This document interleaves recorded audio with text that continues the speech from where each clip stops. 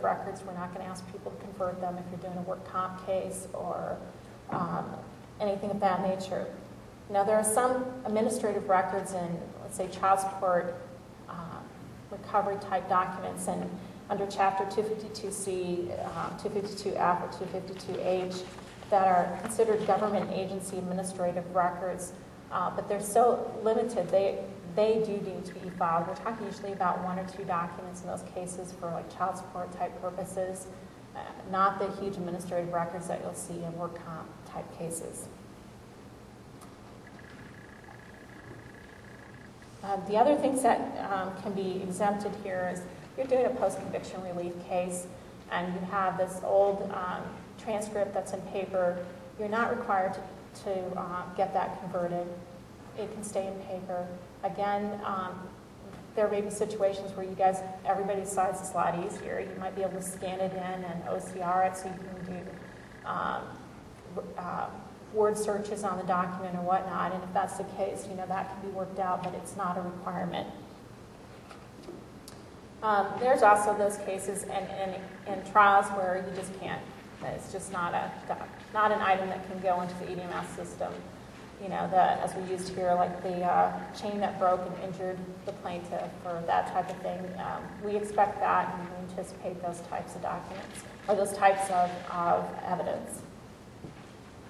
However, whenever something is filed with the court that's non-electronic, such as an administrative record or that type of thing, the person filing it or getting it into the system is to file a notice of filing a non-electronic item. This, again, provides notice to everybody. This is something that really, I think, it seems like a number of attorneys wanted. It provides notice to everyone that something was filed with the court. And as the person who files it, if you were intending to give notice to those parties anyway, this kind of eases your burden a little. Instead of sending out notice to 8 different people, by filing this one document, it goes out to everyone connected to the case. Again, electronic presentation.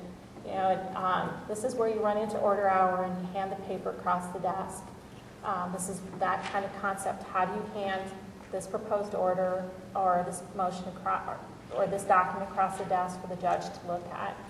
And it's by presenting it through the electronic system. Now, we had some questions this morning about, well, what if I want it to go to a particular judge? Let's say that you're supposed to do it because the judge told you to send something in, like a proposed decree, for example. Or you want to go to order hour and you want to talk to the judge. You don't want him to sit at his desk going, oh, look, a motion came in, I'm going to rule on it now, because you want to be there face-to-face to see him. What you do is in the comment section, as you're electronically presenting this and you're filling out that cover sheet, put in the comment saying, I will be over at order hour Tuesday afternoon. Or this is to go to Judge Hoffmeyer pursuant to his request, so that they know how to forward that document. Or the judge knows not to rule on it, to wait until you come and look at him face to face.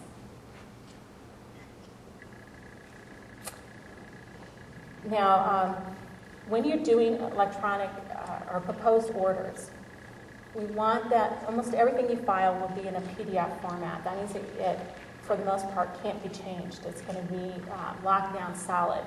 But when you're doing a proposed order, the judge should have the ability to change it, to either add, let's say, a hearing date, to add a signature, to tweak the language to the way the judge wants it. And we're running into a few little issues in Plymouth County with the types of fonts that are used.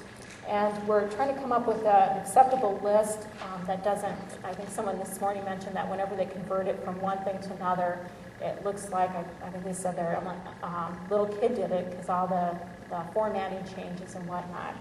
And I think some of the fonts that we're finding acceptable for this, for Microsoft Word editable forms includes Arial, Times New Roman, Courier, Helvetica, and a few others. And hopefully we're going to get that delineated and sent out so you know exactly which ones work best and which ones don't convert as well. And again, the only things that you really are sending in Word are those proposed documents that a judge is going to potentially edit for you. Other things that go through the electronic presentation queue are trial information, search warrants, plea agreements, emergency applications, things that the judge either needs to sign or you're not ready to have filed yet, but the judge may need to see before the hearing. Electronic presentation is not to be used to avoid filing something you should.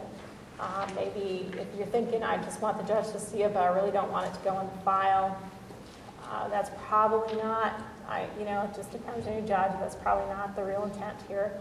Nor is it an attempt to blindside your opponent. In fact,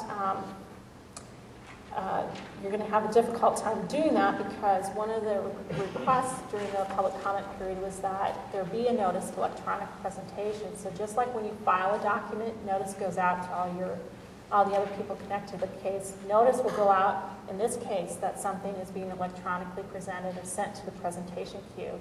And your opponents will be able to open it up and look at it unless it's actually a document you're asking the judge to look at in camera, then they might not be able to open that document. But your proposed order, your proposed decree, they're going to be able to see.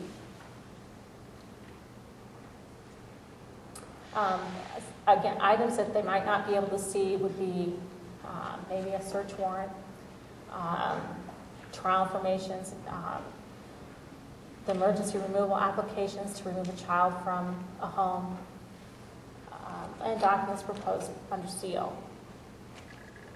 Now, I think this is, we're going to start going into public access, which is a pretty big part here, so I think we're going to take about a 10-minute break, and let's just stretch your legs, and if we can start back at about 2:15, and then we're going to start with a few questions, so anybody who has some questions, we'll do a few questions, then we'll move on to the public access section.